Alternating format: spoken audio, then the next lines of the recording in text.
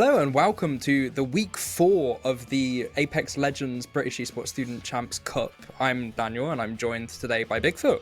How's it going, mate? You alright? Yeah, man, I'm good. Glad to be here today again. Obviously, I was back in week 2 and now I'm here with you now, changed out Waxon for Bigfoot. And hey, last week I heard there was a very good amount of games played. I heard there was a lot of things that happened that we weren't necessarily expecting. Yeah, the scoreboards got shifted up quite a bit last week in both streams. The COE stream had some mix-ups as well. There's been a huge advancement for some teams. There was a team called Hellraisers A that came from like 21st, 22nd place. So I'm talking about out of the top 20, like not qualifying for the finals. And you can now see them in 5th place. They stormed forward in the stream we covered last week. Had a total of 37 kills and 27 placement points last week, and that's what put them there in that 5th place, looking really nice. Guild Gen Z were, of course, knocked out from that top place, moving down to 2nd as Confetti Arrows stormed ahead. But they aren't too far behind, 17 points. It's not that far behind, and they're going to be comfortably getting into the finals no matter what happens, I think. Yeah.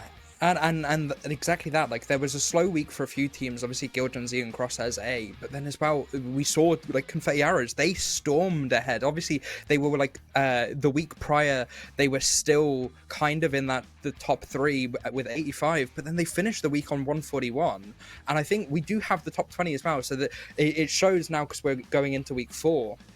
These next few teams, they might have to try to play their best at Apex going forward, because we're now past that halfway mark, and so going forward it is going to be a little bit more of a thought in these teams' minds in this top 20 of how can we potentially make ourselves comfortable, because it is still anyone's game toward that bottom end of the top 20, isn't it? Yeah, and that bottom end is a precarious place to be, but if you can secure a victory and some kills, you're going to be streaming forward. Another team that did something like that last week is Cambria A. They had 24 kills and 21 placement points last week. There's a really nice video on Twitter. You can see the comms at faded_29. Nice little video of the final circle there. They were so happy to win, and they really, really deserved those points that shot them forward in the leaderboard. So being on that 35, 40 point area can be quite scary, because anyone beneath you with 1-2 victories can get ahead of you, and you can be dropped down out of these finals that are coming up quite soon. We are heading into the 2nd round robin now, so all the teams have played each other on both maps, and we're going to be doing that the same again, except what's going to happen this time is the teams we covered on our stream are going to be covered on COE and vice versa, so everyone gets to be on every stream on every map. It's a great format, love it a bit, and moving forward there is going to be a lot of competition to secure these final places. And yeah, and we talked about Guild just a few minutes ago, but I hear from production, you kind of cursed them last week, didn't you? I mean, if you believe in that kind of nonsense, well, there is evidence here, but I guess the reality of the curse is a matter of belief. Yeah, but I suppose the question going forward then this week is, are you going to do the same? Because you've been on Twitter before the show, haven't you? And some things have been said, right? I mean, I was just praising a couple of teams for doing good. I was saying they were Hellraisers A did really good last week, but I mean, this week we might see something different. But if you believe in curse, what did actually happen with Guild Gen Z is a very interesting talking point, because in the first week they had 37 kills and 33 placement points. And now we're into the 3rd week. They have a total of 65 kills and 59 placement points. So in 2 weeks, in 2 weeks put together, they haven't managed to gain the same amount of points they gained in week 1. Now, this might be something to do with the meta changing after week 2, heading into week 3. Something else might be going on in the team, but in the first week, they were so dominant. And yes, I did type into Discord, as you can see by Exhibit A, that I thought they were going to be farming last week, because the leaderboard in the groups heading into last week, there was 6 of the top teams not in the lobby. So they were the top team of the leaderboard heading into everyone further down the lobby, and it looked like they were going to be farming, but things went differently to how we expected, and Hellraisers A did really good, and they did what we expected Guild Gen Z to do and pushed themselves up to 5th place, securing that position.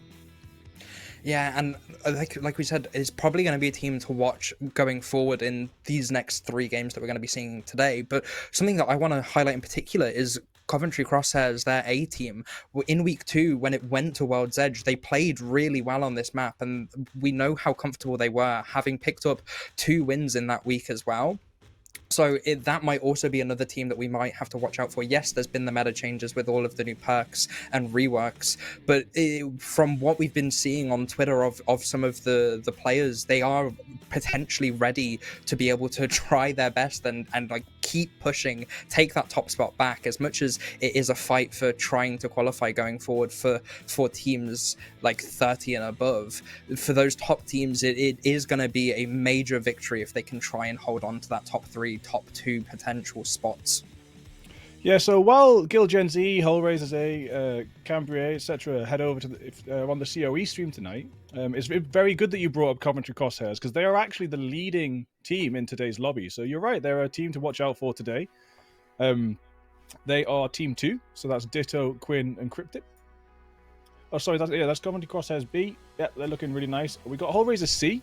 So that's not Hellraisers A, but it is from the same college, so we'll be looking out for them as well, seeing if they can keep up with their teammates.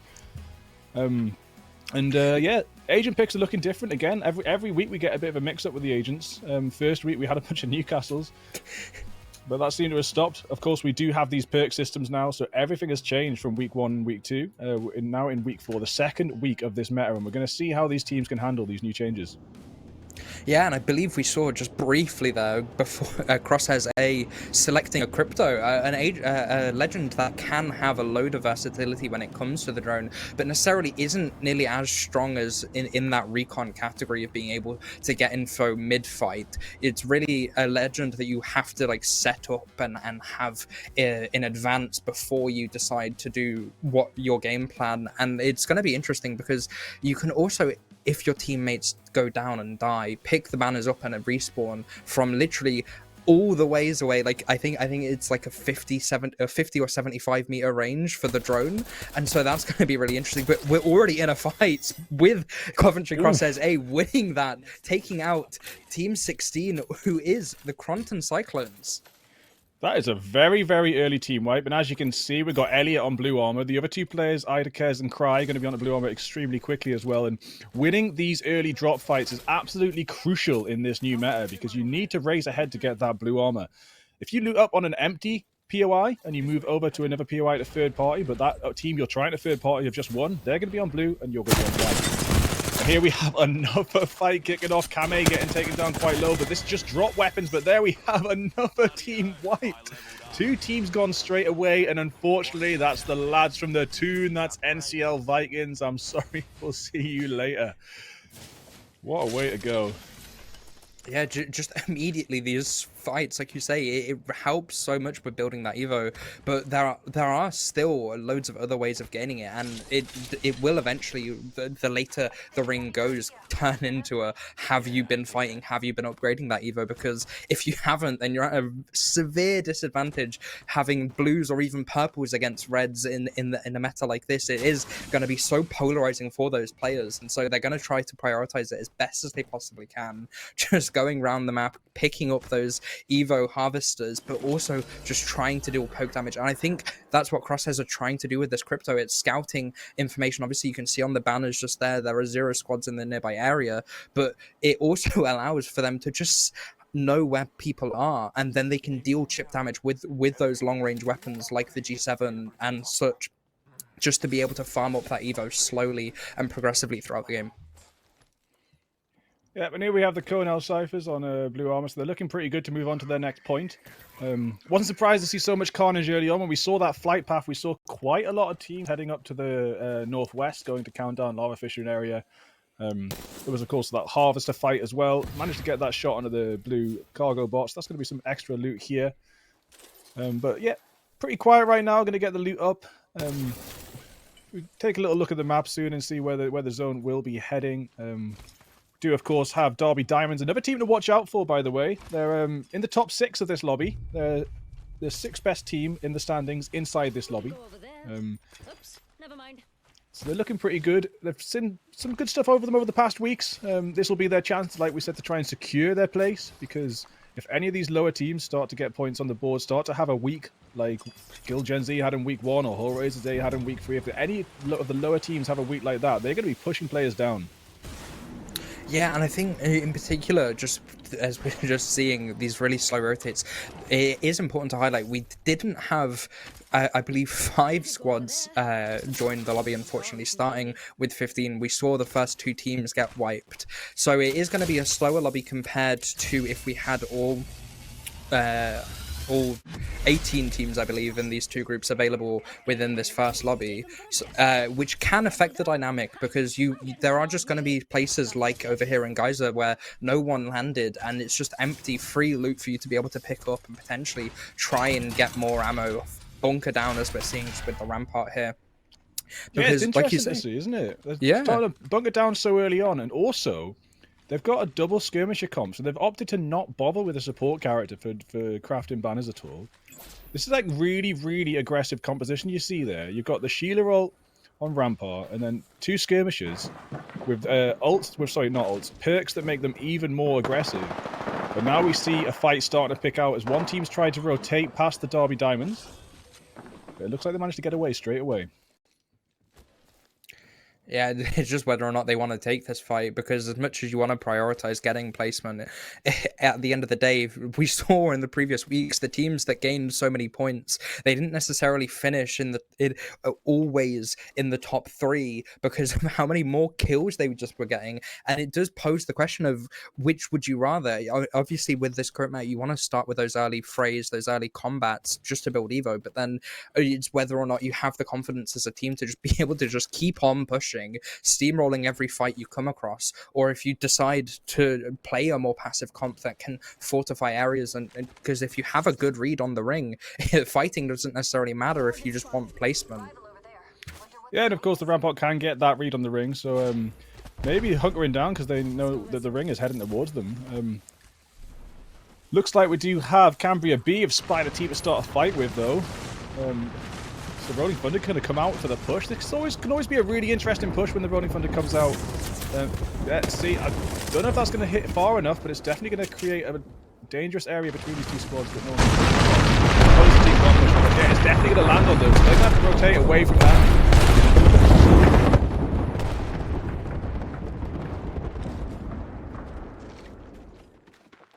But it does seem like they've got away, and this engagement's going to take a bit of a pause right now.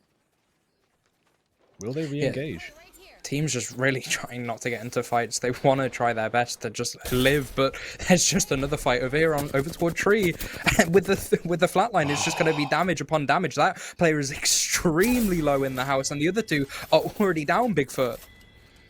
Yeah, that last player was just HP away from a squad wipe. And it's actually a really awkward building to get out of, so I'm not going to be surprised one bit to see CRC Inferno push this final player. So much variety in the lobby tonight when we're talking about agent picks. We're seeing a really good variety. We've got Race. There's also... unfortunately, it does look like TCS Esports having a very hard time in this fight right now. Ultra God, the last one standing, going to try and run away here. JC not going to get rezzed, unfortunately. But there we do have the zone. Moving down at the south, there's still a lot of the teams up in fragment. There's 2 big choke points for them to go through. It's going to be interesting to see whether CCSW Sandstorm hold that choke point alongside Cambria B on the one to the left. You see there, they do have that opportunity, or they also have the opportunity to keep pushing down into zone. Could be complete chaos if they do decide to hold that choke point, though, because there is 3 teams coming from the north. Yeah, and with 1 player left of Ultra just on TCS Esports, they're going to have to try their best to just play their life. But we did see in the kill feed just before getting to them that Coventry Crosshairs B have ended up being the next team to fall, unfortunately. Not going to get much for that, but there's just more scraps, more fights once again. Just this poke damage with the 30-30 over toward players down in this valley here. Really good weapon to just farm up your Evo shield if you need, and even get knocks. But yeah, it's just a strong, powerful weapon in a meta where you want to be building up those Evos. It's going to be a really important part to prioritize. Yeah, I wouldn't be surprised to see a Vantage player get shielded a little bit faster than the rest of the team with that sniper being in a sidearm as well. It's just so good to see so many different agents. I really do think this update has made many more agents much more viable. And it's just really nice to see that, because before this tournament, a couple of patches ago, it was a pretty dominant meta when, like, at least in ALGS, everyone was just playing Bangalore, Horizon, and Catalyst, and it got a little bit stale, but right now it's starting to mix up a lot. Here we have one of my favorite combinations right now as well, with the talking about the new meta. We've got Revenant and Conduit, so that's like ridiculous amounts of armor for pushing, and you combine that with a Pathfinder, for example, so you've got information on the enemies. It's really, really aggressive squad that can be extremely effective. But of course, this team, Team 7, HSDC Storm, Apex, have opted for a caustic instead for holding it down inside buildings. Yeah, and as much as they have this, because they have this combination of the Conduit and the Revenant, it means they can just go aggressive when their Rev ult is online, being popped right now just to push in, and there's the Conduit ability to support just inside the caustic gas in this awful truck to be in, and that should be kills being picked up. Yep. Team 1 has been wiped. That is She-Cobra's B, unfortunately. That is them done for the first game, and 11 squads left already. But of course, with wiping a team that has higher armor, then you can see Apollo, for a short time only, does have purple armor until that shield cell does run out. Forge Shadows will run out as well. And they're still inside the truck here, and this is my least favorite position in World's Edge, is being inside a truck. You've got it's so easy to get those grenades through that window and cause damage, but of course, with a little bit of help from Caustic, there is some defense here, but, you know, a bunch of grenades through those windows and it's all over. Yeah, I mean, we saw how easily this team did end up pushing them. At HSDC Storm pushed, and yeah, they just killed their opponents so quickly. And I think they know now that there are an opposing team just above them, so they're trying their best to get out, but without taking that much damage. Because now, as we're getting toward the top 10 and third ring has appeared, it is going to become a war of attrition, so to say, of needing to prioritize your meds and your ammo as much as possible, so that in those late end rings you can just have all the freedom to just push whoever you want or poke at long ranges, and then hey, you have all of the shields, and where necessarily we don't see Lobas, but that's a legend that can do so well in end games, as much as it sacrifices a load of utility within your team composition. Being able to throw down that black market, get all of the heals, all of the ammo, and then just be able to win those end games. Yeah, it's crazy in that small zone at the end. You can really just stock up. We're seeing our first full purple team here. Looks like CCSW Sandstorm. These are actually the second highest team in this lobby right now, so another team to watch out for alongside Coventry Crosshairs. HSDC Storm, we were watching a second ago as well. They're third best in the lobby. Then we've got BD Bears, UCD Apex, and Derby Diamonds. So these are some of the top squads, but like we said, everything can switch up. This is Cambria B here, and it looks like they're coming up against maybe Riverside Thunderhawks, who are a team we haven't really seen much of before, but Riverside Thunderhawks' position on this map does look like they might have an opportunity to move forward. They're peeking out this window now, trying to get some kills. They've knocked Ollie. Drips is going to go down as well, and it might be the time that we start paying attention to the Riverside Thunderhawks name. Yeah, I love this area where both Riverside Thunderhawks and Coventry Crosshairs A are playing, because of how choky it is. If you prioritize both of these two buildings, the team that is in the one that we just saw the fight at, you kind of can't do much because you're pushing into them, and then you have that team that's just bunkering down in that position has the advantage. And then similar over here with Crosshairs, if just being able to, if any team's trying to maneuver all the way around the mountain, you're kind of trapped and stuck, because God forbid you try and then you get punished by, as we're seeing, just the pepper spray of G7 shots. Yeah, some really good poking through the smoke there from Cry. That was quite a lot of damage done without too much vision. Has calmed down a little bit. CCX Cry could make a little bit more of a push here if they wanted. There's so much damage done up that hill, but I think it is definitely safer to hang around, especially as the zone closes towards them.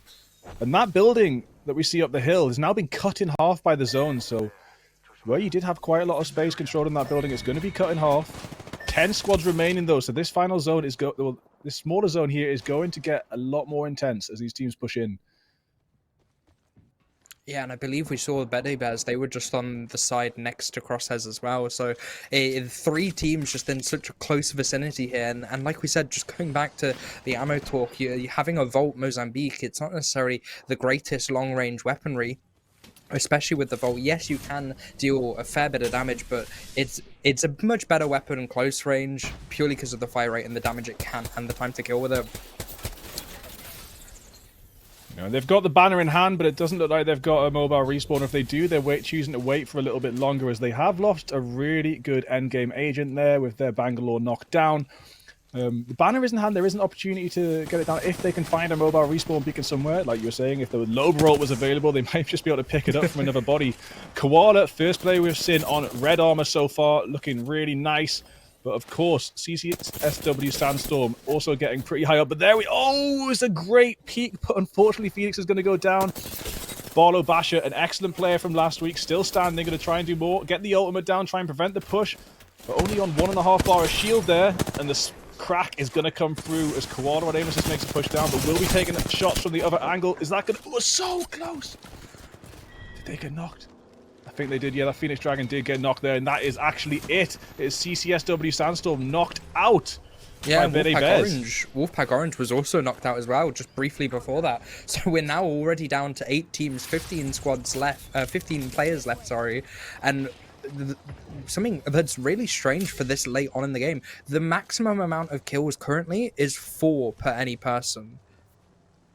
Yeah, I mean, that's not a lot. It seems like it's been quite an even lobby, but that is a good thing, because we have seen some quite one-sided lobbies. I mean, how did Gen Z manage to rack up 37 kills in 1 week? Of course, Hull Raisers A, 37 kills themselves. Hull Raisers A broke a record last week. They got the most kills in one game that we've ever seen, and it's going to take a lot for anyone to beat that. So if there is a team getting 21 kills in one lobby, it is going to be hard to spread the kills out amongst everyone. But yeah, like you're saying, kill leader right now only on 4, so that shows a much more even spread of kills. Looking at the map here, is looking pretty intense, as we unfortunately have the HSDC Storm solo player up in the top left, going to be trying to make their way down and just playing their life replacement. But a good bit of flames down there, doing a bit of damage on the shield, but they have no sight to continue the spray. Yeah, and top 5 now, this is where the points start to multiply the higher you go for placement, obviously. So you want to try prioritize as much as possible getting in toward that top 3, maybe even top 2, but it's going to be difficult, especially if you're a solo in such a precarious position in this ring, and it is going to pull out into the open. Yeah, there is half of that building left that you can play in, so the teams in there are going to have a little bit more of an advantage, but there's just a fight down below, and Team 7 is going to get knocked out. That's HSDC Storm Apex. Yeah, and Kawada on Aim's assist is just beaming everyone they encounter, and there's another wipe. That will be Conel Cyphers taken out. Surprising to see Munga City Mistress are not on red shields yet, but they must be close. They've been dealing so much damage. We see a Mistress on 208 Evo away from getting that red, and you might have said a second ago just how far Caustic can throw those gas traps now. That is one of the perks, and it actually, especially if you got the high ground, you can use them like a grenade. It's just a phenomenal perk, and it's really nice to see some more of these agents legitimized in the agent pool. Yeah, and I think that's the one good thing that came from this update. It gives more player replayability when it comes to the different legends that you want to play, and each game can play out in a different way. Yeah, there will be the different perks that are better compared to others, but it's really situational based, and 3 teams left now, all of which are just in this really confined space, not much being able to happen. They are just going to have to fortify these boxes, play this ramp in hopes that the ring pulls over toward them. And Coventry Crosshairs, this could be their game to win, especially since there's a player on blue. Yeah, Idokez was taking some pot shots earlier and did miss a couple, but really good to get that 70 damage and get the info that that player is only on blue armor so far, especially while they're sitting so comfortably on purple, especially, and with the fences down as well. Putting more fences down, going to look pretty comfortable for Coventry Crosshairs here. But a little moment of silence before this zone closes in. 3 squads left. There's Coventry Crosshairs, Derby Diamonds. Just trying to remember who that last player. It might be Riverside Thunderhawks last standing in that building over there.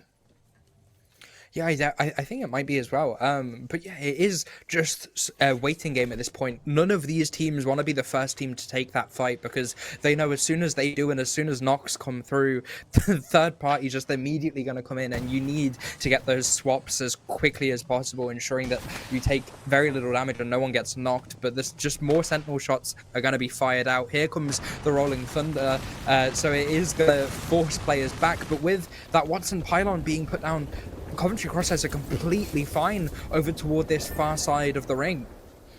Yeah, they're actually almost in center as well. It's such a comfortable position to be in. What might happen is a high-low, though. Someone might end up underneath them. Hopefully the fight will happen fully on one level, but it could get interesting here if one team stays down. There we have it. The zone is starting to move. The evac tower is going to come in, but that's going to chip away at their health if they take that one. They're in such an awkward corner. They're going to jump straight up, only taking a little bit to the damage, moving in, getting some shots at the Coventry Crosshairs. Idokez nearly gets knocked out. Sonar detected, will be hit one more time and will get knocked out. Koala on aim assist with the beam, spraying down, getting... Oh, and now Koala falls! They've been third-partied from behind, and this is absolutely insane. Yeah, Team 14 will end up falling. That's Bede Bears, and now it's going to come all the way down to Crosshairs, the last player alive, I believe. They have to do the most, kill all three players, and it's not going to be able to happen. Team 18 or Riverside Thunderhawks are your champions of Game 1. They played that so well, waiting for the right time to strike. Just when Coventry Crosshairs thought they had the upper hand in the zone, they were pushed so heavily by Derby Diamonds, and then just when Derby Diamonds thought they had the upper hand in the fight, we see Riverside Thunderhawks coming in for the third party and cleaning up just so easily. Not even with the most shields, not even with the most loot at all. They did actually get that resin that we're talking about a little earlier, so that really did help them. That rolling thunder that you mentioned really helped start that fight off for them. Yeah, and then Bede Bears just thought straight away, let's just push whoever's above us. We don't know necessarily entirely where that third team is, but we just want to get... We're in such an awkward position being pressured by the ring. We need to be able to do something. And so as much as they managed to knock two players on Crosshairs, they did end up unfortunately losing that fight, which meant that Riverside Thunderhawks just got such an easy third and final fight because it was just a 3 versus 1. One of the players from them did end up falling, but that wasn't enough because when you're in such a tricky position of a 3v1, unless you're a player who's in the tier 1 space who's on a salary, it's going to be kind of extremely difficult for you to be able to pull that rabbit out of the hat. But it's good to have a new team on the board of teams we look at. Sometimes these teams, they take a couple of weeks to warm up and really draw attention to themselves, but a victory with a bunch of kills is always going to do that. Don't have any data for the COE broadcast just yet, which I'm very interested for, but the full kills have been put in for our main broadcast. Bede Bears were a total of 10 kills there, looking really, really nice. But of course, Riverside Thunderhawks managed to get 7 kills leading up to their 12-point placement point victory there. So they're looking really good. Of course, Riverside Thunderhawks, we're going to keep an eye on them moving forward tonight, and especially moving forward throughout these weeks. It's going to be very interesting to see where they land in the total leaderboards as well, because as I said, they haven't really stuck out to us yet so far. Yeah, but just looking overall at all of these kills, and I believe we have the scoreboard available to go through just briefly from this first game, Bigfoot. There were teams in the, like you said, in the top 10, in the top 3. You had 7 and 7, but then you had the 10 kills, and as much as it's again that trade-off of would you rather prioritize getting kills or placement? Because yeah, you get 12 points for a victory, but you can get so many more points like we saw last week, like we've already seen so far, of just being able to run and take those fights for free almost. If you have legends that can, like the Caustic, just throw those gas canisters like grenades and just immediately take that fight at a major advantage. Sorry. Yeah, well, Thunderhawks, they played that so patiently, and they just let everything happen and chose the perfect moment to strike. So they really, really deserved that, and they didn't have a chance to get more kills on the board, getting up to 7, but because of that patience. But that patience pays off with the extra points you get from the placement points themselves. So Bede Bears, they got 7 placement points, but it's an extra 5 you get, so that's 5 kills extra you get by playing it patiently, and I think it's worth it. It's important to get those kills early on, as you did see Bede Bears with the red armor, the purple armor that was almost red. It was looking really nice for them getting those kills leading up to that moment, but of course placement points rules all. We'll take a little look at the scoreboard now it's ready. Thank you so much to the staff behind the scenes. They do this so efficiently. And now we get to see Confetti Arrows, total points 156, still leading the charge. So nice at the top. That might be updated a little bit from the other teams. But yeah, we do see Benny Bears coming forward quite a lot. So this is, of course, the full mix-up. The COE broadcast points have came in. Guild Gen Z got 12 points, placement points. So that is Guild Gen Z getting another victory. They're looking good.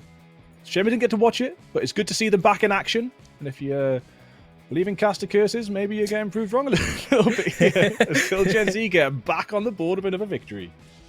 Yeah, and as much as Guild Gen Z ended up winning, they're still not in first place, unfortunately. Confetti Arrows, just from that one game alone, they gained something like 15 points. And yeah, you get 12 if you come first, but that's like very good. They had 6 kills and a second place, which gave them that total. And so Guild, they still have a little bit of a chase to happen, because as much as it's only first game, they're still not in that pole position, which they really want as a team. Yeah, and Whole Raisers A in that grand leaderboard was still looking quite comfortable. They actually only got 3 placement points, but they did manage to get 6 kills before that over on the COE broadcast. So they're still comfortable in the top there, but it's the consistency is a hard thing to maintain in a chaotic battle royale, that's for sure. So that is why we have a double round robin, because consistency is so difficult in such a chaotic game that we give teams a chance to build up their points and secure that. Of course, these teams that are heading towards 200 points, they are definitely going through to the finals now. It's going to be so hard for these top 2 or 3 teams to be knocked down. But it doesn't mean they're not trying to still secure those victories and practice and learn against these teams. The longer you spend in a lobby, the more you can learn about the way the other teams play as well. Yeah, exactly that. It's more just about those learning. We've seen all of these players now have played against each other. Like you said, we're in the second round robin now. So they might have a little bit of a feel for each other, so they can realize, okay, such a team lands here and such a team wants to prioritize this or that. And so it means that you can effectively start to try and do some anti-stratting. It's not necessarily all that easy for a battle royale because of how many variables can change per game. But when you know what maps you're going to be playing on week in, week out, and you know your opponents, it can effectively be a part of that conversation within your team and within your education setting of, okay, what do we want to be doing here? How do we want to be trying to beat such a team or increase our overall ability to be able to gain a mass amount of points this week? We're just about ready for game 2, so we are going to move into the lobby. Seeing if some of these teams that managed to get themselves taken out quite early last round will be able to stay alive a little bit longer, and of course see if some of these higher teams can repeat that victory. It would be amazing to see Riverside Thunderhawks pull a back-to-back. We've seen 2 back-to-backs so far. You know, every week that I've cast, I was away in the second week where you had Daniel as my replacement. But in the first week, what I watched, and the third week that I cast, we saw a back-to-back victory from Gen Z and then a back-to-back victory from Whole Raisers A. So if those 2 weeks ago had anything to go by, we hope to see a back-to-back victory from Thunderhawks. But we all know what happens when I say something. Yeah, who knows? It might happen. I wouldn't hold your horses, so to say, but just again, it is going to be a battle of getting that top placement, because it's something that you should be considered. And again, unfortunately, we have a few teams that haven't quite loaded in or in this second game. Yeah, it's always a shame to see.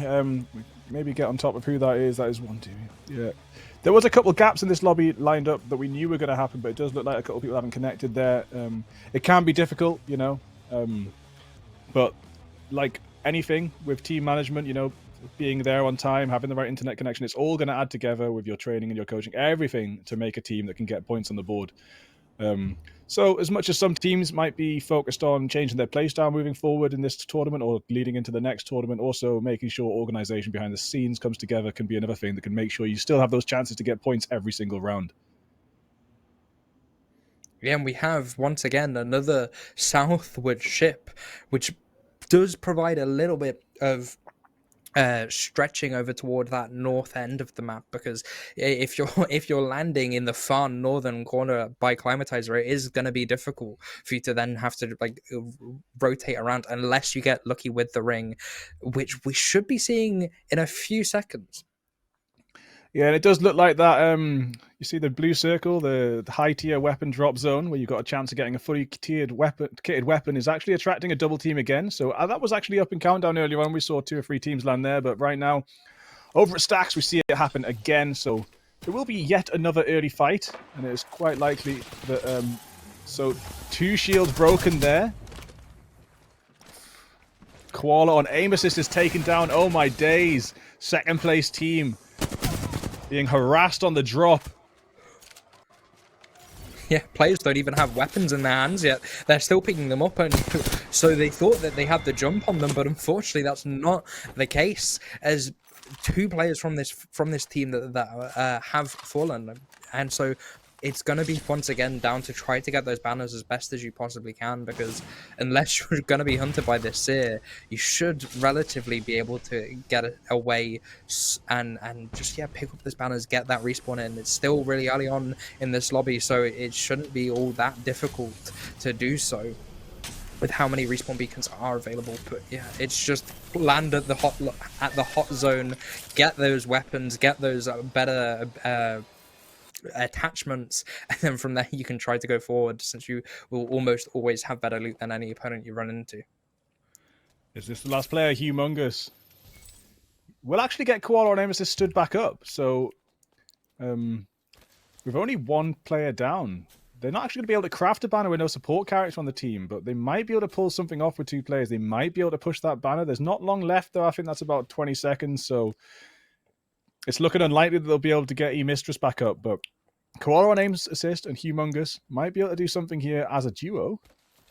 Oh, I think he's tempted. He's tempted, but no. Yeah, not the situation you want to be in, and especially since you've just been revealed by the survey beacon, you're now aware of where this duo is, and with both of them being relatively low, it's not going to be the best. You're just trying to have to play for as much placement as you possibly can, because you're not going to have nearly as much confidence going into fights unless you know in all certainty that you have the numbers advantage, and if that's the case, then it means that you're just going to be in a 2 versus 1. And as they walk past Big Maud, they do actually, Rampart does actually see some traces of another team. So a lot of the loot's been taken here. It is a high tier loot drop, but a lot of it's already been grabbed by a team that landed and have probably moved on. 15 seconds ago, it looked like, with that Pathfinder tracking. So not in a nice position. They haven't had a chance to loot up. They're missing another player. They're missing a player from their team. They're possibly walking into another team right now. Koala Aim Assist doesn't even have the heals to get that health back up. This could be very, very tricky for them. Yeah, and this is the team that we've talked about who are on top of Big Maud. They landed here and they're just fortifying it. They noted now that players looted there and have since left, but it's whether or not they are aware of the team that was over by Stacks. They should be, because of the fighting to begin with, but it's going to be, is the rotate going to be coming through here, as they're not quite in the ring just yet. The ring is pulling just over toward Geyser and North, unfortunately for them. That was interesting. They must have been a little bit busy and distracted. This Derby Diamonds walked straight past them. That could have been a Derby Diamond wipe. But for whatever reason, Derby Diamonds managed to make their way straight past that and persist a little bit longer in this lobby. So we'll come back to them a little bit later, see if they've got some blue, purple shields, some loot on board, but they're not in a comfortable position to start this game out. So from second place, unfortunately this time round, they might not be making it quite so far. Yeah, just again using ultimates, trying to potentially take fights in the early game. You want to be getting that KP early, just so that you can have the confidence in that late game of, okay, we don't need to necessarily push everything that we possibly see, and purely because we've already gotten that KP. But they are just deciding to hide from that balloon jump over toward Geyser, trying not to get spotted here so that they don't get pushed, because they are, this team being team 8, which will be the NCL Vikings. They are just trying to play this edge of the ring as best as they possibly can. They know that they're in here, and so they don't necessarily need to push, considering how many teams are surrounding them. Yeah, it's actually the only team that I'm allowed to be biased for, because they're playing probably like a 10-minute cycle from me. But unfortunately, we haven't actually seen them get many placement points or kill points moving forward. But see them edging there behind a couple of good teams. If they choose the right time at a third party, it might be their time to shine. There is some very, very good teams in their area, though, so they are going to have to play it wisely and carefully. Of course, They could do the 3v2. That might help them out a little bit if they manage to catch Derby Diamonds out unaware. Coventry Crosshairs A, looking pretty comfortable. They've managed to get their shields on board. They are in the geyser area. Yeah, again, though, they know a team is here now, having seen the longbow shot, so maybe that plan of going all the way deep in toward Geyser wasn't necessarily fulfilled purely because they didn't want to get shot out of the air. Having to use the bang smokes to be able to just push up and take a building, try and play within it, I guess. But their team has relatively split. They're just trying to rendezvous over toward here as they're dealing damage to players that are trying to get into the cave, but no shield cracks, and there are players behind them. Yeah, Cry got a couple of good shots off there, but it won't be enough to really do any major damage. Take a look at Wolfpack Orange. Have they got a vault key? They are, and this is one of the crucial things about World's Edge. You know, the loot can be scattered about. There's quite a lot of disparity in the drop zones on World's Edge. Some have really, really high loot. Some have absolutely terrible loot. But to get your hands on a vault key, you see you can get a gold pack back, gold helmet. Yeah, some good gold loot here moving forward. So that's going to help out Wolfpack Orange, and of course you get some evil points for opening that. Oh, 6 hostiles detected outside this cave. This could get interesting. See where they rotate. But of course, we've got Coventry Crosshairs A setting up a bit of a fortress here, but the zone is going to push in a minute and 30. Nice grenade. Yeah, Elliot, the star player on Coventry Crosshairs A, we've seen how much he can do, and in previous weeks, obviously you weren't here, but in week 2, he clutched out an insane 1 versus 2 on the last map of the day to be able to take that victory for his team, and overall, I believe he is also the in-game leader here, so all of the pressure will fall on his shoulders to be able to make the calls and communicate with his team on what to do and how to get out of the geyser before they get pressured by Ring and by the people surrounding them. Yeah, with 1 minute to go, it's definitely going to be time to start deciding what is the game plan here. Finding a way out of there, but there is an evac tower in Elliot's pocket, so could easily just pick an area in a smoke. Actually, there is an aggressive solution to this problem as well, which is kill the other team. Are they rotating past them or going for the aggressive push here? I think they're just trying their best to just conceal themselves out of here. They don't want to take the fight as much as they possibly can. Just trying to get into ring so that they can gatekeep their opponents, because they know, hey, the team that was here, they probably haven't rotated yet, and so in getting this rotate off, they can just hold all of these chokes. That's one of the big parts about World's Edge compared to other maps in the map pool. Is it's a map that it has so many chokes, Bigfoot, that it's really hard for you to be able to push through if you're trying to play as late as possible, because you will end up just running into teams that are holding the edges of the ring and holding the chokes you're trying to get through.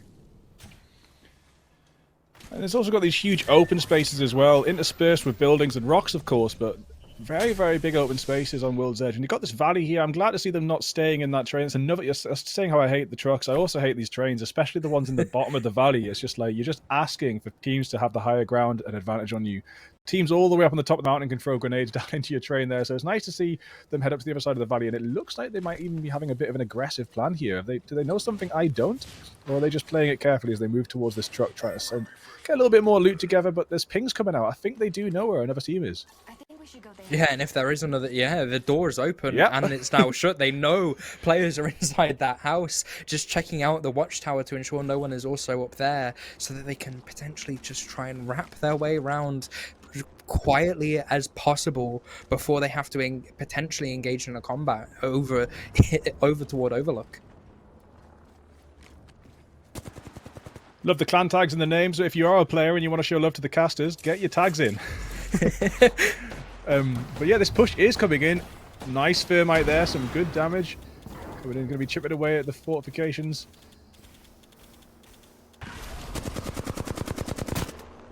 Hollow spraying down.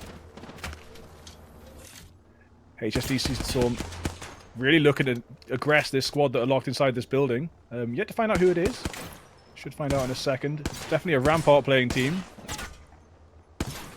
Yeah, and with those amped covers, the damage going through them will, as the name suggests, be amplified. So you want to be trying to break that upper part as quickly as possible, ensuring that if you do decide to just hold your positions like what they're doing now, of split across this whole part of Overlook, that you don't quite just fall within 2, maybe 3 seconds because of how much more damage you're taking per bullet. And hey, there's now another team has joined the Overlook push, and now they're surrounded on all 3 sides.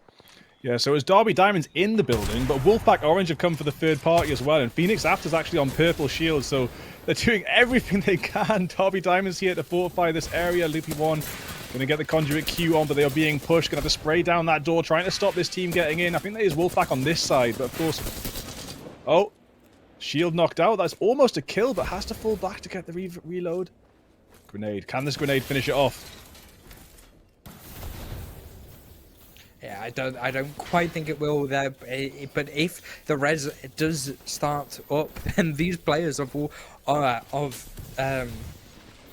these players of Derby Diamonds, they are just going to try their best to push it immediately, because you don't want the res to happen, especially when you have such an advantageous position inside this house. Yes, your amped covers have been broken, but you're still inside the ring, and with the Conduit, you just have such sustainability to be able to fight as much as possible, trying to spot out where the res might be. But in doing so, yeah, they're just wanting to get a better position within the ring, and maybe have an upper hand on the teams that are trying to get past them. But there's just players on the watchtower on the roof above them that they weren't 100% sure on. And this is HSDC.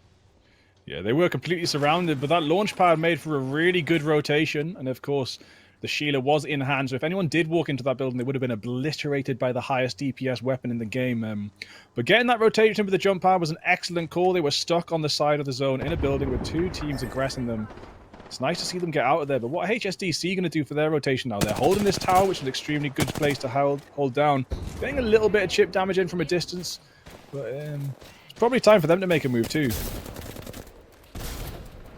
Yeah, and as much as the Derby Diamonds have rotated over, they've managed to find themselves in a fight with the advantage this time, though. Knock already been converted into a kill, so that's at least 1 on the board, but it's going to be whether or not they can kill this whole squad. Second now cracked will eventually fall, and that's Team 12. Also known as Cambria B, unfortunately falling in the kill feed. Coventry Crosshairs A, they're just getting kills left, right, and center with their long-range weapons onto their opponents. Yeah, so Coventry Crosshairs are still proving that they're one of the top squads to watch out for. Of course, we do have Derby Diamonds keeping up their name. So some of these teams are starting to really display some consistency. We've seen teams go up and down as the weeks progress, but some of them have just been solid and consistent. And they might not be in that top 3, but maybe by the end they will be, due to that consistent factor. Yeah, in a game, a genre such as Battle Royale, where so many things change each game, being able to have the confidence within your teammates, within your in-game leader, and just being able to listen to it as much as possible, getting those rotates, getting those fight victories, it is really helpful having that comfort of knowing that your team dynamic can stay the same week in, week out. It doesn't matter what map you're playing on, because you have your game plan set. You've already had such an amazing week a few weeks back, and so you don't necessarily have all the pressure of the teams lower down within the leaderboard currently of, okay, we need to get kills, we need to get placement, because we have only like 20-30 points, and we want to be pushing into that top 20. So they have a lot more confidence, they have a lot more comfort, because they're already in that and they know what their game plan is and how they need to accomplish it week in, week out. I think it was the Derby Diamonds that ran the double skirmisher, but switching over Revenant to Conduit is a nice choice. If it's not, that's still just an important comparison of these two squads, because these support characters, especially Conduit with the Q ability on the shields, are just so vital in this meta. Oh, that was nearly a kill there for Upriver Tree, but the Rolling Thunder is going to come out and enable the rotation, and maybe that Rolling Thunder will finish the player off. It does look like it's landed on where they were, so you see them trying to get away. And this is the beautiful thing about the Rolling Thunder. If you don't get the kills from the actual ult, you can catch people off as they try and escape from the bombs themselves. Some good chip damage done there through, but River Tree looking to get as much damage as possible, as they are currently on blue armor. We're heading towards the later game, so we actually see teams on red armor elsewhere on the map and loads of purples. Yeah, and like you mentioned, we were talking about how choky World's Edge is now, but Ring 5, it's just in this open expanse. You know, there are a few rocks that you can play in one building, but that building isn't going to be in this next ring as soon as it closes. So it is just going to be teams trying to play as close to rocks as possible, stacked up as a 3 so that their hitboxes necessarily aren't peeking out all too wide. That way, then you can just prioritize your shields, your heals, so that you don't fall. But players are going to be opting to play in your favorite place, like for the train cars. Yeah, well, this is actually right in the middle of the zone, so someone's got to take it. Barlow Basher on the red armor there, trying to heal back up before... Yeah, and it actually looks like they do a really good job there of finishing off Team 9, who were pushing them. TCS Esports taken down, while CCSW Sandstorm hold down the train in the middle of this valley here. What a tricky place to hold when there's still 7 squads remaining, but so far so good as they take out one team. Yeah, and with this Ring 5 just about to start closing, this is where the numbers are going to drop. You already have 20 players left, only 7 squads. That's just the spam of the EVA 8. Obviously, care package weapon now in this season. Really powerful weapon that can deal a load of damage. Rez should be safely coming up, have plenty of time to loot, but there's just more fights over and over again. This is the issue with such a wide open final ring. Yeah, and unfortunately that was Coventry Crosshairs taking down the Geordie team, so I think that might be the furthest into the lobby with Sid and Go, though. 7th place is pretty nice. Westwood is actually knocked right now, while Kame and Sam are going to do their best to prevent this onslaught, but they're having to slide down this hill towards the train tracks, and that's where we know more teams are ready and waiting. And just the last player left alive on CRC Inferno in this train car being Imp Sam. They are gonna have to try their best to play their life, ensure that they don't get spotted, but I'd imagine they will, because the train cars are exactly where you want to be playing. Rings closed, 4 squads left, 11 players, Team 19 and Team 11 full in CRC and Coventry Crosshairs A. So that's the big guns out of this lobby now. Top 4 left. Team 6 we are watching just now. Derby Diamonds, they had a great first game. They might decide to have a better second, Bigfoot. So it's going to come down to how much they can do with this Rampart utility. Yeah, well, talking of big guns, we do have the shooter in hand. Loopy 1, getting pushed here, but it's going to be pretty easy to take out that solo player. The last player standing of Betty Bears drops, trying to push Green Juice, but Green Juice, easy spray down, easy victory there. They have found this red armored player, but getting them down to health is looking pretty good moving forward. They are right on the edge of zone. Yes, they are going to have to move towards this train track, but with only 3 squads remaining, it's not going to be too difficult for them to do so. Green Juice is so accurate with that alternator. Having the disruptor rounds on it does wonders for breaking shields, but being able to shoot at such a range with an SMG and still potentially getting knocks and kills with it. Now 8 players left. Here comes another Bangalore ult to try force players inside, take fights, stuns up, trying to get the fight, but extremely low now, and it's only 3 squads left. The third party might be coming in as soon as a knock happens, and it's just prioritizing your life, and there's the knock already. Wow, it's so good that Green Juice managed to heal up before that push came back out, but 6 hostiles detected. We see Phoenix Dragon knows exactly where the other 2 squads are. Does he know the right time to push? Yes, excellent spray down there. Have to retreat for a little bit more space, but Gogsy needs to get an armor off as well. Still 3 squads remaining, but we see Green Juice end up being the kill leader. 2 squad mates down, though, unfortunately, so we're going to have to see how much Green Juice can clutch this situation out moving forward. Gogsy going to get the red armor back onto full, so look extremely comfortable moving forward. Yeah, Rez has come in.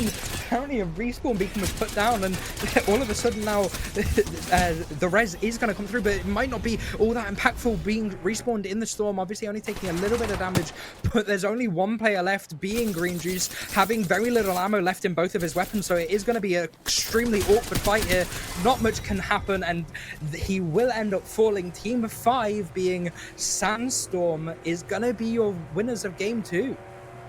Yeah, I mean, Green Juice did such a good job staying alive and taking it to 2nd place, but of course, the trio with the red armor, Barlow Basher, Phoenix Dragon, and Gogsy, so comfortable in that final zone, barely having their health tickled, but taking that victory is going to be very, very comfortable for them, and as a solo, there is no way you can expect to take down 3 players with red shields. Yeah, but they were a three-man squad, weren't they? Obviously, they ended up falling really late there, and with no respawn beacon available, potentially not even time to place one down, you felt like you kind of had to just play for yourself. And yeah, you managed to get top 2, thankfully, but maybe there was an issue there within that team communication that ended up causing the 2 players to die, because they looked so confident and like a team that probably should have won that. Yet there were a few errors that all of a sudden now they only managed to get second. And yes, second is good, but when you're poised for first, it's a bittersweet pill to swallow. Yeah, it is the choice. It might have been something to do with the choice of pushing that train a little bit early. I mean, in the final circle, it's just the decisions in the seconds are just so important. And as we saw them slide down that hill, thinking they had a good advantage on that push onto the train, we saw Green Juice taken down very, very low, and it just messed everything up. They had to stall. Their uptime was destroyed. They had no uptime left. They had to get those heals back out, and just the timing of that push, or the unfortunate factor that Green Juice took the spray first, might have been the pivoting factor in that second place. But second place is still extremely comfortable, and of course, CC, SW Sandstorm, and Derby Diamonds, 2 very, very strong teams, very high up the leaderboards. So with first and second place respectively between them, they're just going to be solidifying their way into the finals. Maybe they could take a look at what went wrong there, try and make a better decision in the final zones. But right now, they're still looking so comfortable to get there. Yeah, and I believe they will have plenty of time to have a little team communication in between this game, because we are going to go to a short little break. See you soon.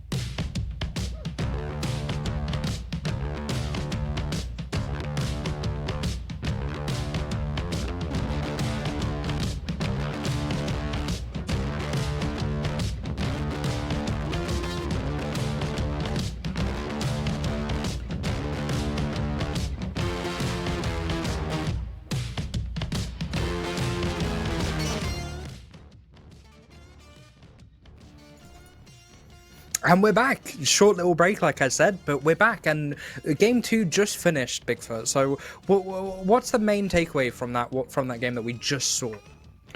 Well, I think one of my main takeaways is really impressed by the consistency of Sandstorm and Derby Diamonds. They seem to be consistently making it into the top 5.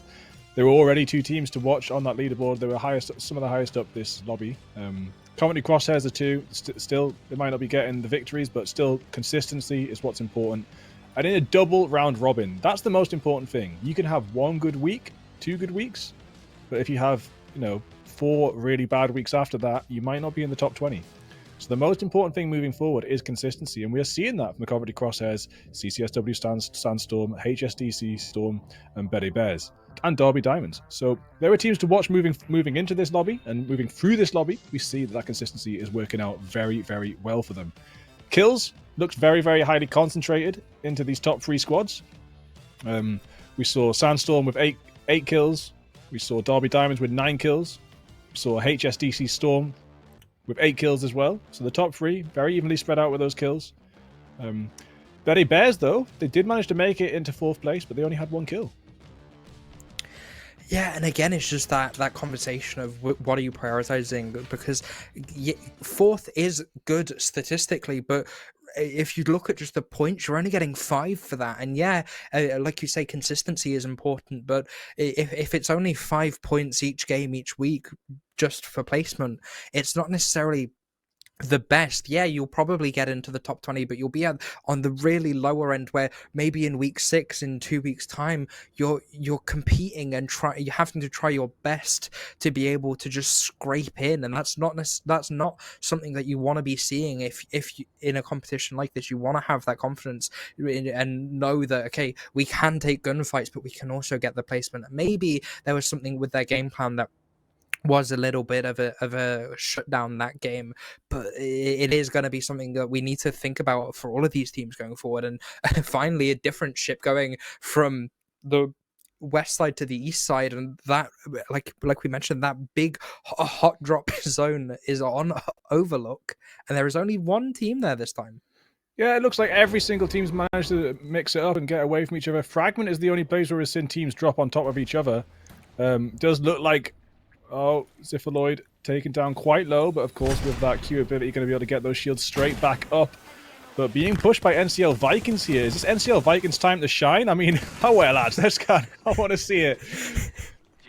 Yeah, we've had some good representation from where I'm from. Obviously, I'm relatively close to Coventry, and so it's the Vikings that we should be hoping for now, just to give a little bit of fairity to yourself. Ooh, and the kick, there's just melee kills because of how frantic these fights are.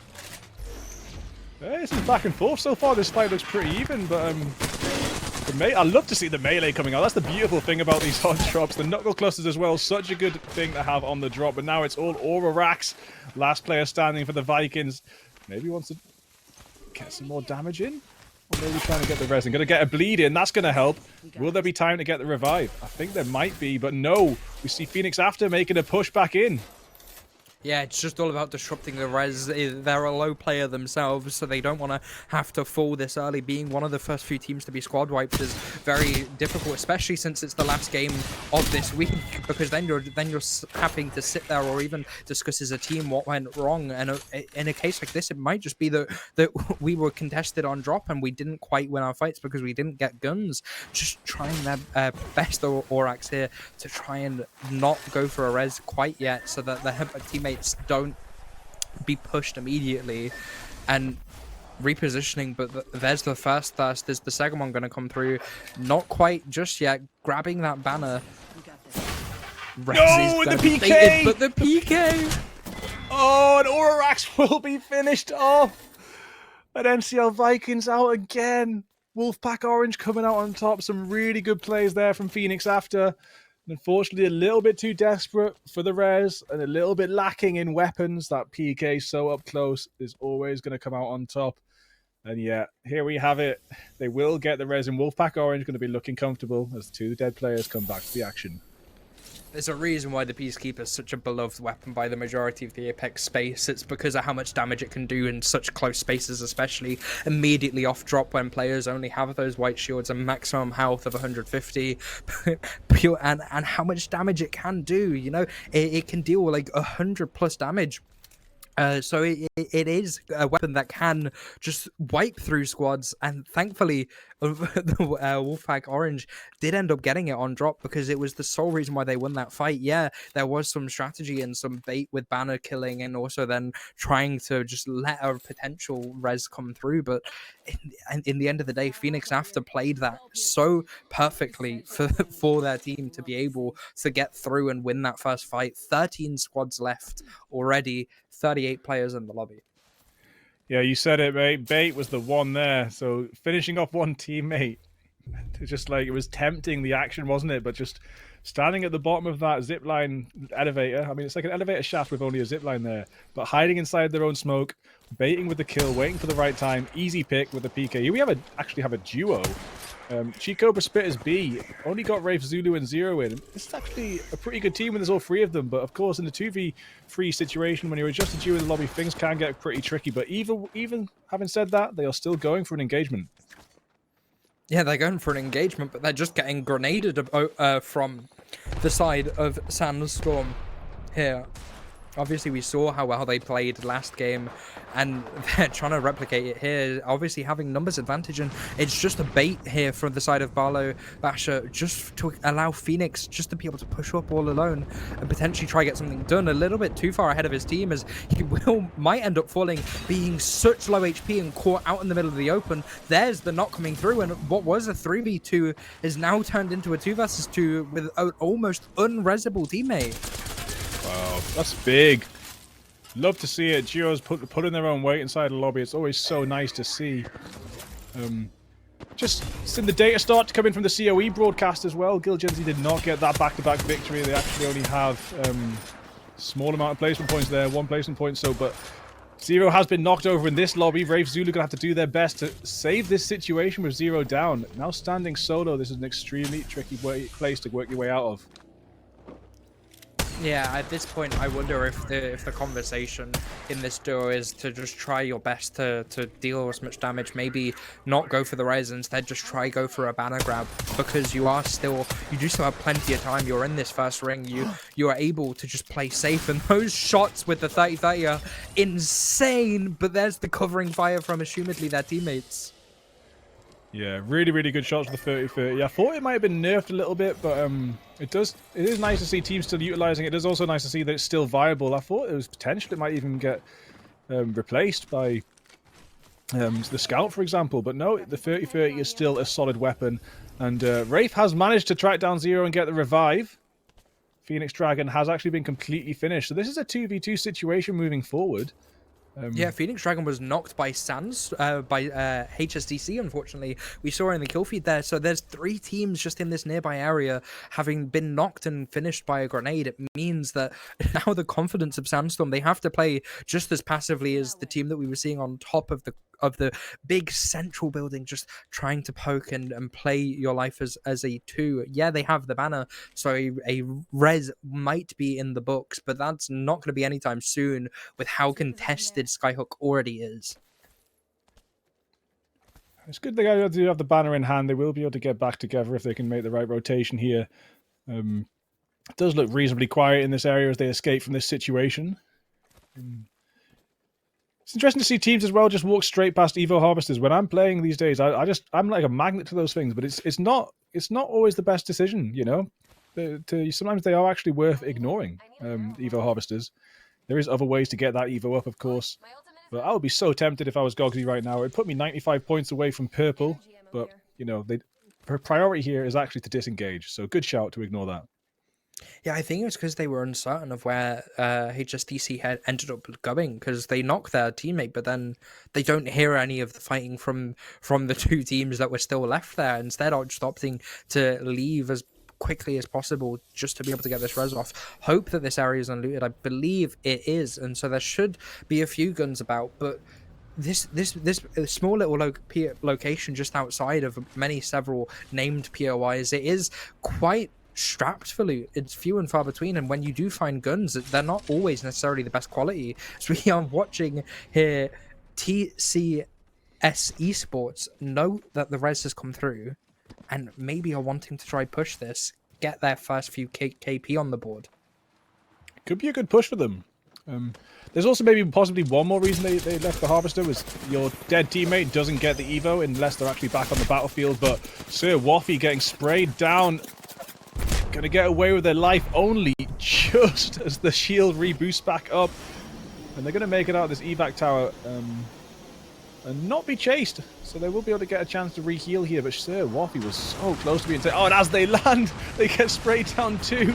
The Pathfinder scan finds them. They're going to make it into this cave alive. Waffy is just so incredibly low, and it's very difficult for Waffy to make it past. But yep, getting into the cave and setting down those gas traps should have a chance to reset. Yeah, very unfortunate for TCS Esports. Obviously, you leaving the original fight on a jump tower, but then you push into a position where another team is. Obviously, it's a very contested rotation point, and now you've had to trap yourself in the cave. So unless your plan is to, with 50 seconds left on this ring, go all the way through Skyhook and come back all the way around, you're gonna still have to fight Team 4 of Wolfpack Orange here.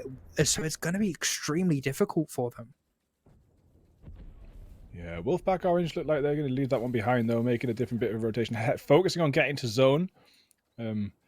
Speaking of ignoring Evo Harvesters, they're going to rotate past this one. I mean, that's the interesting thing about this new meta. It just takes rotates so much when you see these Harvesters and you're like, oh, well, I was trying to go down there, but the Harvester's just over there. One thing I haven't seen much of in Tier 1, even comp lobbies, or this tournament right here, is people camping out those Harvesters. If you can camp a Harvester on the edge of zone, surely you're going to find a team off guard. This is one of my favorite places to just sit in. As much as you can just be grenaded to high heaven and unfortunately lose your life that way, if no one knows you're there, then you're not gonna face check. You're not gonna check a skeeve or a rat spot with a grenade, are you? You're gonna face check it, and then you have 3 players all barreling down their guns at you, and all of a sudden, you've now made a mistake because that spot was already taken by another team. I mean, it's a triple rat, and like you say, it's a common spot, so if I ever walked past that in a tournament, I would be nading it just whatever. But we'll see if they can survive there a little bit longer. Right on the edge of the map here, we got Coventry Crosshairs B. Sheila in hand, camping out this door. I think they know something I don't. Maybe there is a team nearby recently. Quinn just holding down this angle, though. Like I said earlier, highest DPS weapon in the game right now, so you walk into that, and it's probably going to be over for you. Yeah, they're just trying their best to live their Coventry Crossers B, but we've now cut over to, once again, a whole different area of the map, as there's a fight just inside this building. Team 9 being TCS Esports, they did manage to make their way out somehow, and now they're once again in another fight. They're getting extremely unlucky. They're just going from fight to fight this game. Yeah, there's the Derby Diamonds inside here, and speaking of walking into a Sheila, I think they kicked the door down right there. Cloudburst is going to be taken down by the gas, though. So you see, if you build your defenses up in this building and Caustic chucks a gas trap in, it's going to be a nightmare to deal with, and you can see that as they lose a player. Yeah, a player has been downed, but I don't believe finished just quite yet. So the res should, has come through purely because of the ability of the rampart covers. And again, it's just, hey, we're going to be pushed, but we can still just fall back into an even smaller part of the building. Yeah, it makes it extremely precarious for you to play around. But if you're not going to push a Sheila behind a rampart wall unless you have it already pre-broken, because if you do, like you say, it's the highest DPS weapon in the game, you will fall in a matter of seconds. And so TCS Esports, they're just trying to play their best and fortify just this little balcony outside the building. Another grenade is going to come out. Luffy 1's now out and about, though. Cloudburst making a rotation up on top of this building. They've exited the building. Are they pushing the team from the outside now? It does look like it's going to go pretty well for them as Ultra God goes down. JC's about to be taken down as well. Sir Waffy, last player standing here. And getting some good damage in. Loopy 1 just jumping around, though, with the Spitfire, and it'll be an easy team wipe. Easy reset as well. I love the way they played that, you know, they held it down as a fortress, got themselves back together and did the push outside. Worked out really well for them, and here we are. Here's your favourite spot on the map, mate, and look at all my days, but it's not going to be enough. And a new kill leader on the board, CCX Cry. Yeah, just in that fight between TCS Esports, though, that we were watching, Coventry Crosshairs B did unfortunately get eliminated. So this is the only squad left for Coventry. Obviously, it's their main team, so we're hoping that they perform well and continue with their consistency throughout these previous 2 games. But with how small this ring is going to be once again, the area it's poured to, it's going to be extremely difficult. You have these really large buildings that have an upper and a lower that you can play in, but in doing so, you're stacked team on top of team, and then it's fighting over and over again. The smaller the ring gets, the more confined you're pushed. Yeah, and speaking of consistency, it is no surprise to see CCSW Sandstorm, Derby Diamonds, and HSBC Storm back in this final 6 squads remaining. Do have a couple of wild cards thrown in there, of course. We've got CRC Inferno, but one of them has just dropped. Of course, we also have Cambria B. Seem to have dropped a player as well. Kame's banner is in hand, and there is a respawn beacon in the zone, but it's in the opposite side to where CRC Inferno are currently standing. Rolling Thunder going to try and buy some more time, get a little bit of a rotate in. It doesn't look like they're going to get away for now. Yeah, the buildings on the edge of zone here, you kind of want to be playing them to begin with, but as soon as you get pushed, it's we give this building up because we don't, as much as we want to be able to potentially get loot up and such, we don't necessarily want to be pushed on all angles. And while this mobile respawn should be able to come through for Kami, just being briefly shot at by blue shields over toward the far edge of this ring, trying to build up the shields of those players, and there might have to be a recontest in over toward this building just to try get that little bit extra loot for Kami, as a crypto EMP did just come through as well. Does look pretty comfortable for them. Getting the player straight back into the fight is a really good way to play it. That's why carrying those mobile respawn beacons around is so crucial, especially if you do have a support character. It just really solidifies your chances of getting back to a full squad when you take some damage.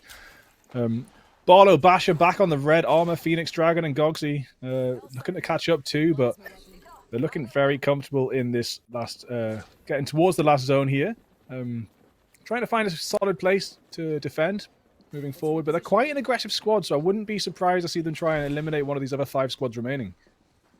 Yeah, and Gogsy here, only weapon in hand being the Eva 8. Something must have happened there where they either ran out of ammo or they said, hey, we're getting into a really small ring, but it's not an ideal weapon unless you're just immediately throwing those Bangalore smokes out to close the gap so that you can just spam with it. And there's just a fight over on this train track with the Team 7 being HSDC Storm Apex, and Team 6 being the Derby Diamonds. Again, we're coming back to once again Derby Diamonds. They're being consistent, but they have to traverse this in such a way that allows for them to be able to get better. And we're seeing just in the kill feed, 2 players from Coventry Crosshairs A have been downed, one of which has been thirsted. So the team might almost be out, and that's going to be a major shake-up for this game. Yeah, Barlow Basher getting kills on the Coventry Crosshairs there. Will actually bleed out Cry and Idokez, knocking out Coventry Crosshairs. So Sandstorm looking really comfortable yet again. But it's almost a bit of a game right now. All these teams are almost, like, I would say 98% likely to make it through to the finals. They've done so well, so much consistency. But it's good to see these rivalries develop, these fights going backwards and forwards between these top teams. Spray down there into the smoke, gonna miss. But Cloudburst gonna get taken down extremely low. We're gonna have to hide and get those shields back on before re-peaking. But the zone is now almost completely closed, and it will be heading into the final zone any second now. There we have it, 59 seconds. Yeah, 59 seconds for you to work your magic, use your ultimates however you see fit. It's such a precarious zone. Obviously, we see that lower down angle now being played, player being thirsted on Sandstorm, unfortunately, just trying to do even more damage, but in doing so, you're getting shot from your side on the train tracks as another player being knocked. But if the res does come through for that, it's going to be extremely worrying because of how in the open you are. Speaking of in the open, HSDC, they're surrounded on both sides, and there's 3 other teams left, which means that They need to prioritize them living as best possible, hugging just this blue container, trying their damnedest, and they are going to try and refocus this flank, but in doing so, there's the Sheila. Oh, there we have it. Even with the Forge Shadows activated, you will just be obliterated by a Sheila. Sprays coming down, and yep, excellent push there from Derby Diamonds, looking really, really comfortable as they take out HSDC and grab some more loot to move forward. CRC Inferno now into the top 3. This might be their chance to start solidifying a place in the finals as well, especially if they can keep this going a little bit longer. CRC Inferno do have a good opportunity here to get some good kills on the board. 7 players remaining with 3 squads. So of course, that means there is a solo about. Yeah, difficult position if you're a solo. You're just hoping that these 2 teams above start fighting so that you can just try and do what we've seen in previous games and just rat into second, maybe try your best to win, but it's almost improbable unless some major damage happens in this big fight up over toward the train tracks. A rare knock has come through, I think, and a res might be happening, but no, instead it's just damage hit left, right, and center, and there's information gathered purely because of the Seer ultimate. And now, as the zone starts to close in, we've got 1 minute left until it closes completely. We've got CRC Inferno looking pretty comfortable on their purple shields, but we know there's reds elsewhere. Playing the top of that rock so well, but it's just going to keep pushing them forward. Derby Diamonds, I think that might be the solo there. Yeah, there's the solo trying their best to escape. Will end up doing so, and so they might be poised here to try their best to get into second, maybe do something. That is Team 19, CRC Inferno falling, and so it's all up to the solo trying their damnedest. He manages to get a knock, but can't quite do anything more, and Team 6, or the Derby Diamonds, will get their victory once more in the final game of this week. Oh man, that would have been beautiful to see the Derby Diamonds and CRC Inferno fight last a little bit longer and to see a solo victory in the final zone. But of course, it's not going to happen, unfortunately. And here we have Derby Diamonds. They managed to not quite make it to first place last round. They did very, very good to get to the top 3. But it's nice to see them there securing that victory to make up for that mistake at that train in the last round. And they're going to be really happy with that moving forward. I do think they've secured themselves a place in the finals. We do only have 2 more weeks after this. And a lot of these consistent high-scoring teams, I think it's going to be pretty hard to upset the leaderboards in the top 5. But it's all going to be like going further down the leaderboard where the competition's really going to get hectic. Yeah, and obviously while these 3 games are being played, there's been on the other stream of British Esports 2, the College of Esports games as well. So that's Group A and Group B.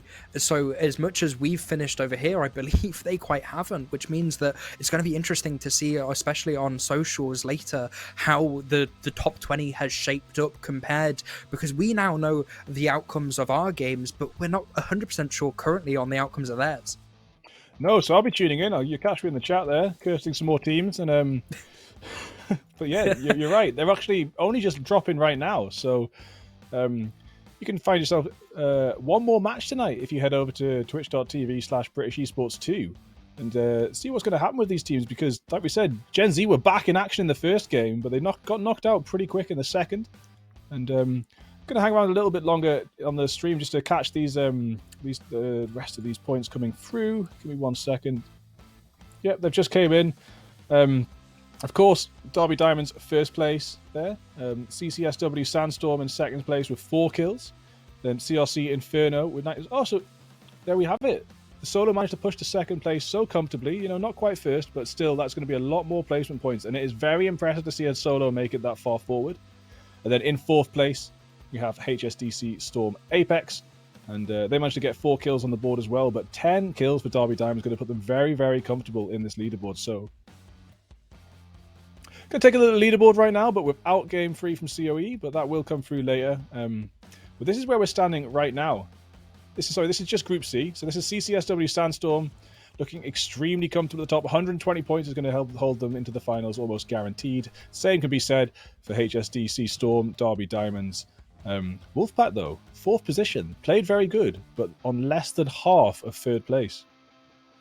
Yeah, and I think just looking at the top of this group already, it's been a week for CCSW Sandstorm. They started this week, Bigfoot, on 84 points, and they finished it on 120. So they've been consistent across their 3 games. Maybe it hasn't been a team that we've been speaking about all that much in such amplitude, but it has been a series where they've managed to get like just shy of 40 points to be able to get so high up into that hundreds. And like we said at the start of today, those teams that are in toward the hundreds by now should relatively be confident enough to be able to stay within this top 20.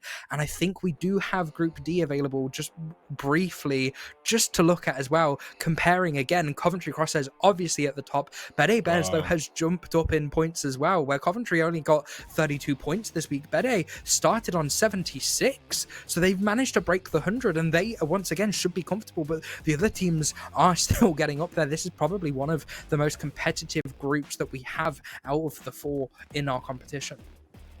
Yeah, when we start mixing all these top teams together into the finals, it's going to be a very, very high tier lobby. So I'm really, really looking forward to those finals. Confetti Arrows, without the full points coming through from the final game tonight, are actually holding down first place with 164 points. That's insane. And they're in Group A, so they've got more points to put on the board tonight in this final COE match. Coventry Crosshairs A, 152 points. That's Group D that we just saw. So that's their points solidified for today. Guild Gen Z have one more match where they can get more points on the board, and CCSW Sandstorm, Group C. So that's their points finished for the day as well. But yeah, these 100 points, 150 point teams, they're going to be comfortably moving forward at the finals. Yeah, just taking a look at from 10 through to 20 as well here, or 11 through to 20 as well. Wolfpack Orange, we now see them up there, and hey, teams that necessarily haven't been nearly, like I said, as flamboyant with their play, but they're just being consistent, and they're now edging toward the top, getting into the top 20, and they should be extremely proud of themselves and how they've performed today. Obviously, we still have one more game left on the other broadcast, but it is going to be interesting to see how this leaderboard shapes up going into week 5. Yeah, and another team that's just managed to make it to 19th place, CAVC Celts. They managed to get 10 placement points so far tonight. So if they have one more good game, they could be moving a little bit even further forward. But yeah, again, those placement points can really, really help you secure this top 20 placement. But these are the teams that are going to be moving up and down until the round robin is finished. Yeah, and some of them are really dark horses. You know, you need to be keeping your eye out for them, because like we say, all it takes is one good week. If you're being relatively consistent throughout the whole tournament, week 5 or week 6 being the 2 final weeks left, if you have one pop off because all of a sudden your team is now meshing together perfectly, and you know how each other are wanting to take fights and where, then it means that you can skyrocket in those points and gallop up that leaderboard. So it is going to be something that we should be watching going forward. But I believe that is all we have time for today, Bigfoot. I appreciate you for coming by. Do you have any words that you want to give to anyone? I would like to wholeheartedly do a YouTube apology for any team that I may have cursed over the period of this tournament, and I will refrain from giving you any compliments to avert causing you any future pain. Noted. Thank you for that apology. It's happened a few weeks in a row now. You need to rein in what you're saying and where you're saying it, because hey, all of a sudden a team has a good week, and then next thing you know, the week after, it's nowhere near as good as what it was. But yeah, I want to thank all of the production staff. Thank you to all of the viewers as well for watching. We appreciate you, and I believe we're gonna be going over to the other stream to see the last game. Yeah, let's raid it. I'm going over myself. I'm going to get this browser up. Well, it's already open, actually. So yeah, thank you very much, everybody, and I'll see you there in the chat.